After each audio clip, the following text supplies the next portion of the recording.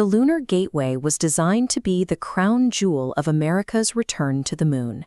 It was a planned multi-billion-dollar orbital hub where astronauts would dock and prepare for the final descent to the lunar surface. But that central pillar of the Artemis program has been abruptly and indefinitely sidelined. During sworn congressional testimony, NASA Administrator Jared Isaacman confirmed a catastrophic oversight. The two habitable modules intended for the station are severely corroded. The modules, HALO and IHAB, were built using lightweight aluminum alloys that are highly efficient in space but vulnerable on Earth. While stored on the ground, chemical reactions with moisture in the air triggered rapid oxidation.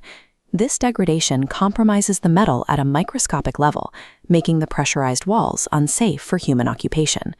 Because replacing these pressurized hulls would take years of new fabrication, the Gateway's operational timeline has slipped well past the critical 2030 deadline. This localized engineering failure effectively paralyzed the entire staging architecture for Artemis. Without a functioning station in lunar orbit to act as a refueling node, NASA lost its primary method for reaching the lunar South Pole. While the American mission architecture sits in a state of crisis, China's International Lunar Research Station is advancing on its original schedule.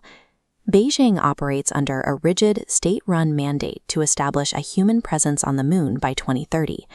They have committed their entire national space infrastructure to a direct-to-surface landing model, bypassing the need for orbital stations.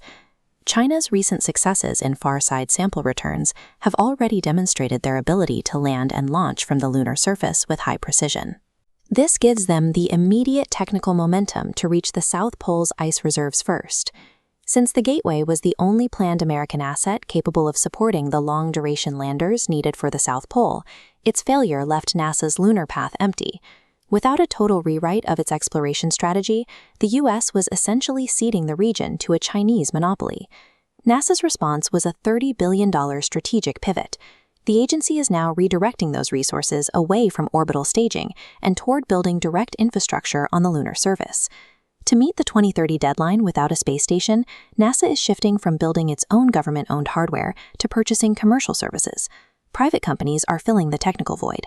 NASA is now relying on the heavy lift capacity of SpaceX's Starship and Blue Origin's landers to handle direct logistical transport from Earth to the Moon. Using these commercial providers allows for a much faster tempo. NASA can now plan frequent uncrewed missions to test cargo delivery and power systems directly in the lunar dust before the astronauts arrive. This shift transfers the financial weight of technical failures from the federal budget to private balance sheets. If a commercial landing system fails during a test, the company, not the taxpayer, absorbs the loss and handles the iteration. Sustaining a permanent base on the lunar surface is significantly more expensive than the very short expeditions of the 1960s. To manage the costs, the U.S. established the Artemis Accords. This is a diplomatic framework designed to distribute the financial and technical burden of a moon base across a network of global allies. These partners are now providing infrastructure that is on the critical path for the mission success. Japan is developing pressurized rovers for long-range exploration, while Italy and Canada are responsible for the modular habitats and surface utility vehicles required for long-term stays. By integrating international hardware into every layer of the program, NASA has decentralized its exploration model. This ensures that no single nation carries the full risk of a technical setback. This decentralized network is the direct opposite of China's isolated state-run model. Top-down state control can produce rapid early victories, but it creates a rigid logistical framework. When a state-run program hits a hardware delay or a budget cap, there is no commercial sector or alliance network to absorb the impact. China's program faces a diplomatic disadvantage. Policy briefs describe its most experienced partner, Russia, as a burden rather than an asset. With Russia's decay, China must fund the lunar marathon alone. Other involved nations lack the financial capacity to offset Beijing's costs.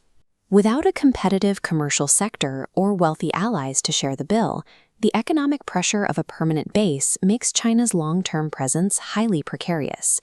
The corrosion that killed Lunar Gateway was a necessary stress test for the American space program.